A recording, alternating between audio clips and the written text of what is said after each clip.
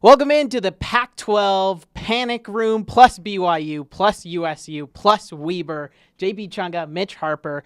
As we had so much news going on, thought you deserved more content on ESPN700sports.com.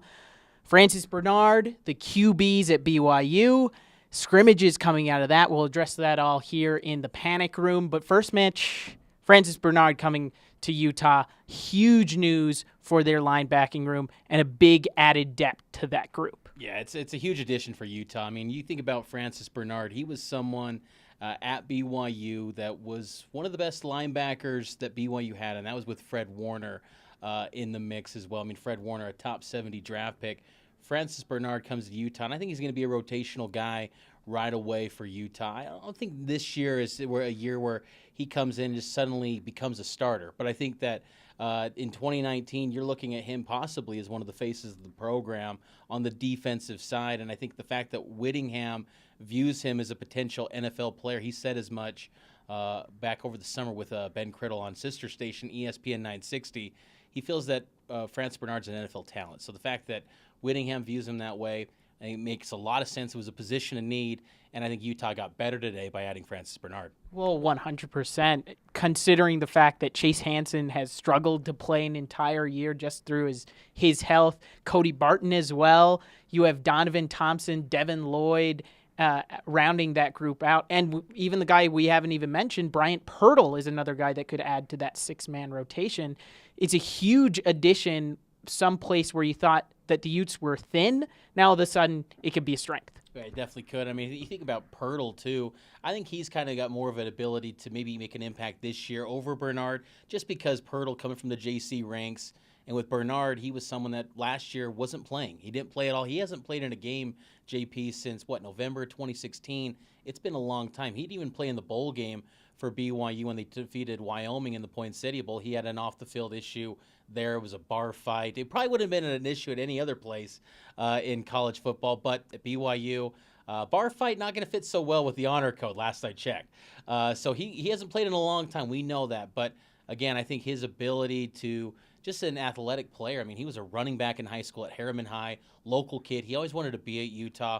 So naturally, I think this is what kind of feels like home for him. Guy Holliday said earlier today on the Bill Riley show that he went to Francis, who he coached in 2015 while at BYU, and said, welcome home. He said that he feels like this is now home for Francis Bernard, and it kind of feels that way as Francis kind of looks to have a little bit of redemption story up at the U. Is this rivalry fuel, do you think? Oh, I think so. I think this is a huge layer, again, to the rivalry because, I mean, with the game taking place at the end of the year, who knows? Maybe Francis could be, due to injuries for guys. We know football is a physical game, and an injury or two could happen, and suddenly Francis is thrusted into the starting lineup. And by season's end against BYU, I can only imagine how amazing of a rivalry element that's going to be. Just another layer to this already historic rivalry. And to think that BYU doesn't have guys that can even get in the stratosphere of a Utah 2 deep. Come on now.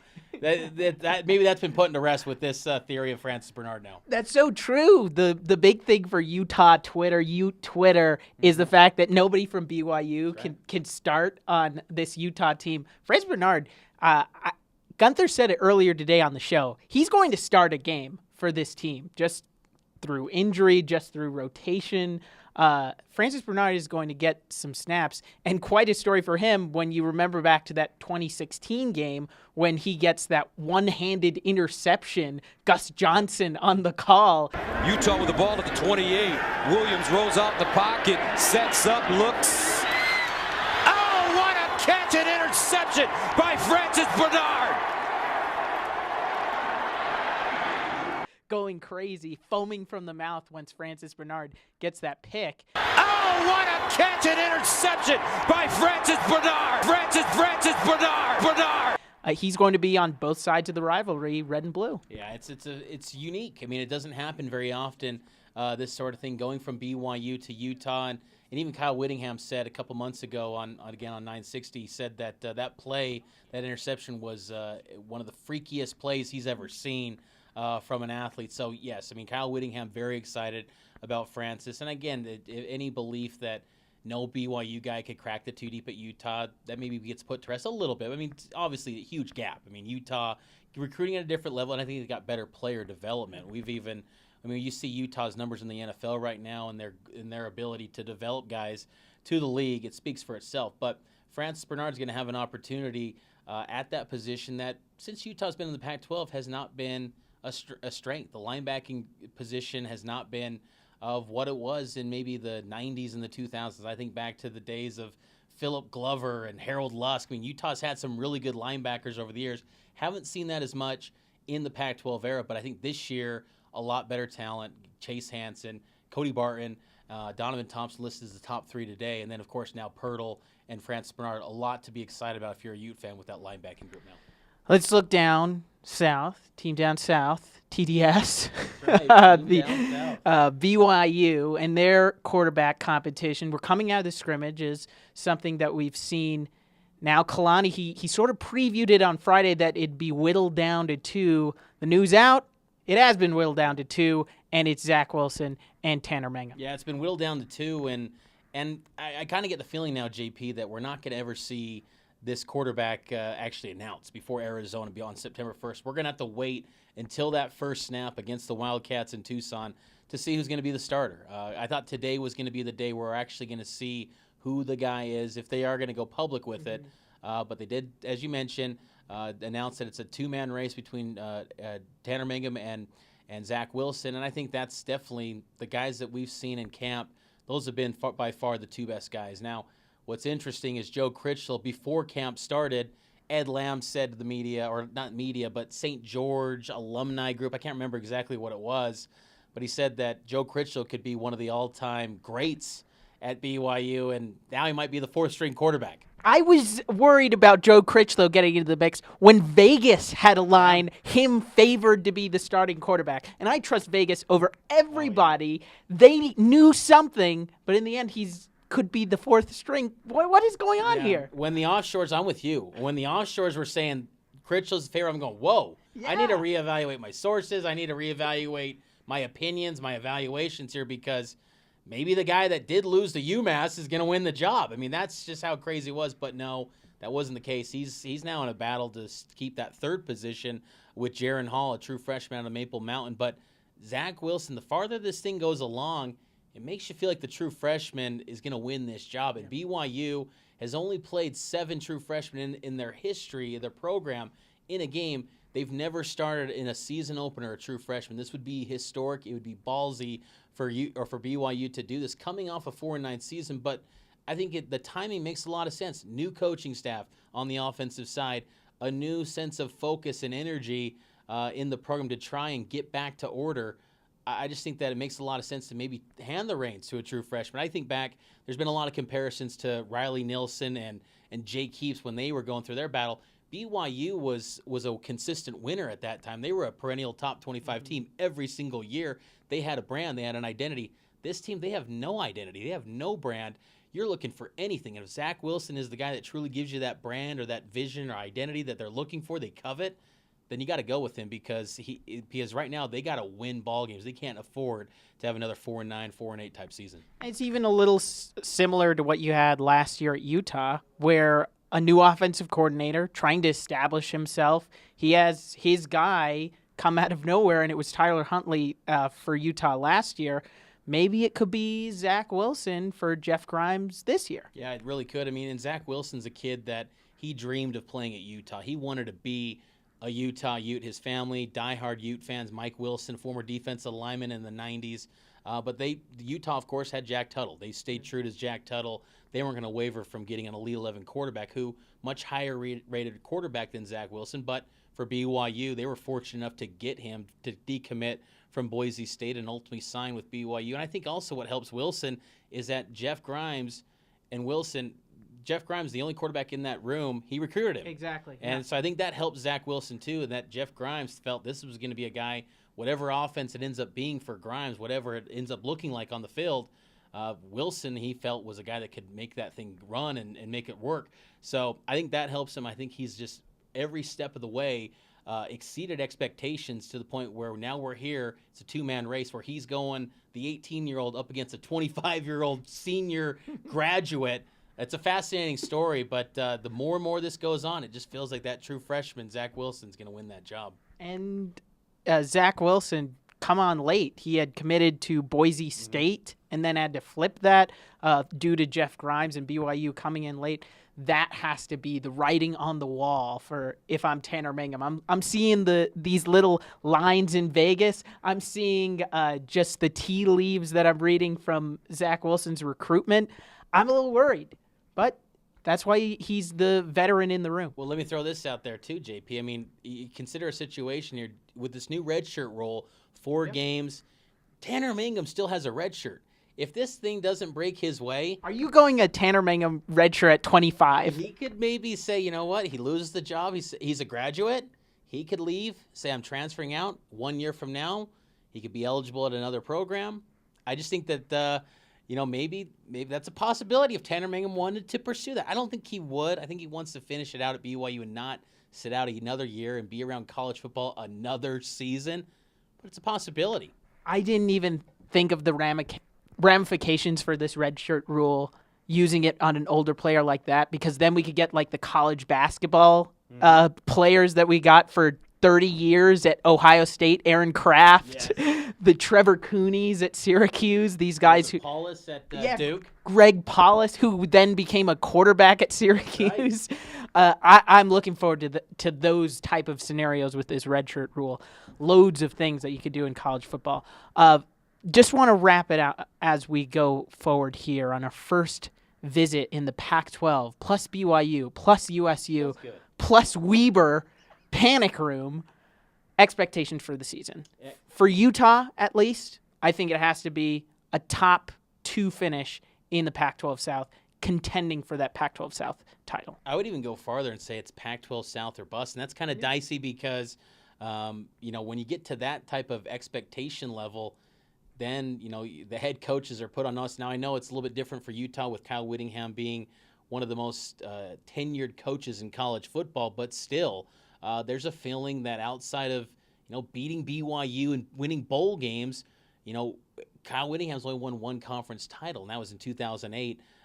This is the perfect year for it to happen, to win that division title, especially the fact that, as you well know, Colorado winning it once. Everyone has won it except the Utes. This is the year of all years. It's got to happen. Now, they got to stay healthy, but I think Pac-12 South title, it's got to happen. USC's at home. Washington's at home. The schedule is difficult with all the Pac-12 North teams that are good on Utah's schedule, but you get those heavyweights at home, and I think Utah's chances at home in Rice-Eccles Stadium, I always like Utah's odds at home. Especially in a night game, the whole Utah crowd's going to be fired up. So I feel like Pac-12 South or bust for Utah this year in 2018. I just get so worried with Utah's schedule. 8 straight weeks in the league and being able to come out that healthy, having the bye week so early, it's such a tall task. And I get afraid when I see Clay Helton going, whoa, Nelly, on Amon-Ra St. Brown, and talking about how JT Daniels is throwing 4 touchdown passes in their scrimmage, going 10 for 12. I get afraid of that, and that's why I'm not as high on Utah as you are. Well, and if Utah had USC schedule, I think we're talking about Utah as Pac-12 or South or bust. But I think